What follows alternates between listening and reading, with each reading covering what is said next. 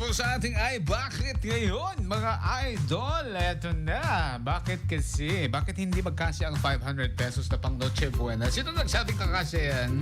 Meron ba? Be realistic. Ilang kayo sa pamilya ninyo mga idol? Sabihin natin, more than 5? Yan 500, kasya ba yan? May spaghetti? Ako, baka isang kutsara lang kayo, ha? yung ham, yung local lang na ham, hampas lupa. Hampas.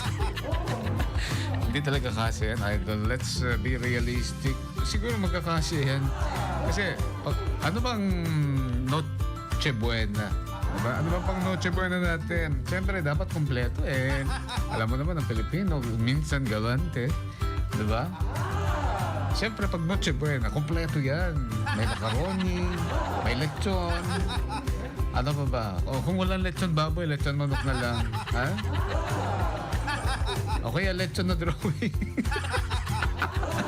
Oh, ano ba yung may nag-react kanina? Mamaya magbabasa tayo ng inyong mga reactions, ha, mga idol.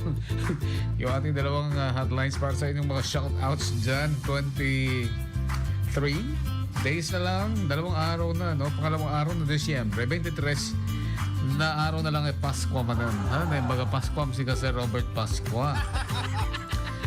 At ask ko lang, ano to? Ay, oo nga pala. Wait. So, right. John Raiden, Verdadero sa Barangay 27. Hindi ka pa pala nalolodan. Lolodan na lang kita mamaya. May load ako. Bakit? Sabi ko wala. Nakalimutan ko lang, ha? Oo. Dahil sinabi ko last Saturday na lolodan kita. Alright. Yan, lolodan kita. Pakihintay mo na lang, ano? John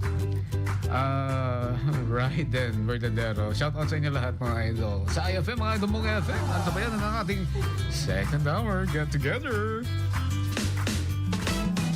Alamin ang latest sa mundo ng showbiz.